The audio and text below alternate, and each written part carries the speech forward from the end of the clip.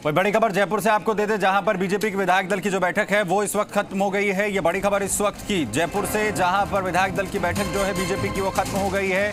आने वाले सत्र को लेकर रणनीति जो है वो बीजेपी की तरफ से बनाई गई है। आपको बता दें कि नेता प्रतिपक्ष गुलाब चंद कटारिया की अध्यक्षता में मंथन जो है वो इस दौरान किया गया है। सतीश पूनिया, राजेंद्र राठौड़, वसुंधरा राजे समेत सभी विधायक इसमें मौजूद रहे हैं। रीट कानून व्यवस्था पर सरकार को घेरा जाएगा और इन सब के बीच वसुंधरा राजे ने कहा है कि जब सांसद दुष्यंत सिंह के घर हमला हुआ तब कोई क्यों नहीं बोला। सतीश पूनिया ने कहा कि हमने इस मामले की भत्सना की थी। हमारे साथ शशि लगातार जो है बने हुए हैं। शशि, ये जो स्थिति है जिसमें एक तरफ वसुंधरा राजे कहती हैं कि दुष्यंत सिंह के हमले के बारे में कुछ नहीं कहा गया था, उनके घर पर जिस तरीके से हमला किया गया था, और सतीश पूनिया जब इस पर कह रहे हैं कि हम भत्सना जो है हमने की थी, तो जो बार बार कहा जाता है कि अब पार्टी में सब कुछ ठीक है, वैसी परिस्थितियां इससे नजर तो नहीं आती हैं। देखिए सुमित, बीजेपी का विधायक दल वो जगह है जहां पर रणनीति बननी थी, पार्टी किस तरीके से सरकार को घेरेगी सदन में, उस पर बातचीत होनी थी। बीजेपी के प्रदेश अध्यक्ष सतीश पूनिया के काफिले को जिस तरीके से रोका गया 2 दिन पहले, वो घटनाक्रम आया, उसको अलग अलग नेताओं ने कहा कि इस मुद्दे को पर लॉ एंड ऑर्डर के मामले से जोड़ते हुए सरकार को घेरना चाहिए।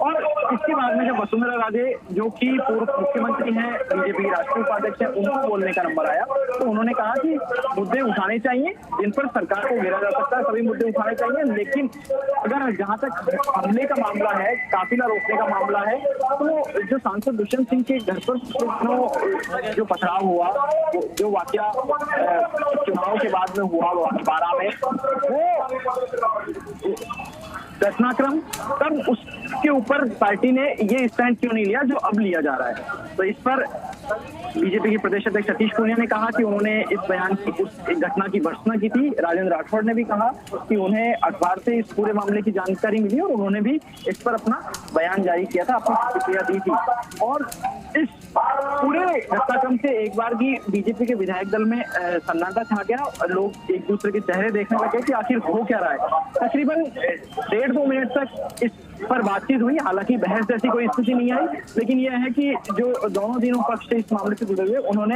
अपनी अपनी बात रखी। कुल मिलाकर के सांसद के घर के सामने जो घटनाक्रम हुआ, पथराव हुआ, उसके ऊपर प्रतिक्रिया नहीं आने की भी बीजेपी में चर्चा है और ये उसी का रिटेलिएशन, उसी की प्रतिक्रिया के रूप में इसको देखा जा सकता है। ये जो स्टेटमेंट है वसुंधरा राजे का, या जो उन्होंने कहा इस दौरान, जैसा आप कह रहे हैं कि करीबन 1.5-2 मिनट तक की जो है बातचीत हुई, इसके पीछे उनकी मंशा क्या रही?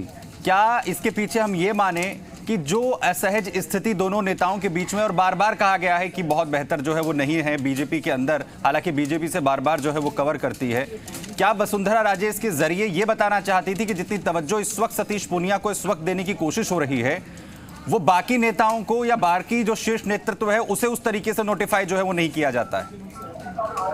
देखिए सुमित, इसमें कोई दो राय नहीं है कि बीजेपी के प्रदेश अध्यक्ष हैं सतीश पूनिया, और प्रदेश अध्यक्ष का दर्जा पार्टी में प्रमुख का होता है, समकक्ष में प्रथम का दर्जा होता है, और वो दर्जा उनको मिल भी रहा है। जब वसुंधरा राजे बैठक में हो, चाहे गुलाब चंद कटारिया हो, अगर संगठन की बैठक होती है और उसकी अध्यक्षता सतीश पूनिया को करनी है प्रदेश अध्यक्ष के नाते, तो वही उस बैठक की अध्यक्षता करते हैं। लेकिन जहां तक मंशा की बात है, तो मंशा के 2 पहलू हो सकते हैं। एक ये कि इस घटना को, सतीश पूनिया के काफिले को रोका गया, इस घटना को क्या ओवरवेटेज दिया जा रहा है, क्या ज्यादा तरजीह दी जा रही है। नंबर 2, क्या दूसरे जो सांसद विधायक हैं उनके साथ में अगर कुछ अनहोनी या कुछ अप्रिय स्थितियां होती हैं तो उस घटना के ऊपर पार्टी सही स्टैंड नहीं लेती। इन दोनों में से वसुंधरा राजे की मन स्थिति क्या रही होगी उस समय, ये देखने समझने की बात होगी। लेकिन इस मन स्थिति को उनसे खुद से ज्यादा बेहतर, खुद से बेहतर और कोई उसको नहीं समझ सकता। उनके मन में क्या रहा होगा इसको के बारे में तो साफ तौर पर नहीं कहा जा सकता, लेकिन ये जरूर है कि इसके 2 पहलू हैं। नंबर 1, क्या हर घटना को किसी भी जनप्रतिनिधि पर अप्रिय स्थितियों में आने पर हर घटना को इसी तरीके से पार्टी उठाती है, और अगर इस तरीके से नहीं उठाया जाता तो 2 घटनाओं में अलग अलग भेद क्यों किया जा सकता है? क्या किसी व्यक्ति के पद के आधार पर ही भेद किया जाएगा या पार्टी से जुड़ाव के आधार पर उसको कोई वेटेज नहीं दिया जाएगा? ये 2 पहलू इसके हो सकते हैं। बिल्कुल, ये इसके पहलू जो है वो हो सकते हैं। शशि, बहुत शुक्रिया हमारे साथ जुड़ने के लिए, इस तमाम जानकारी के लिए।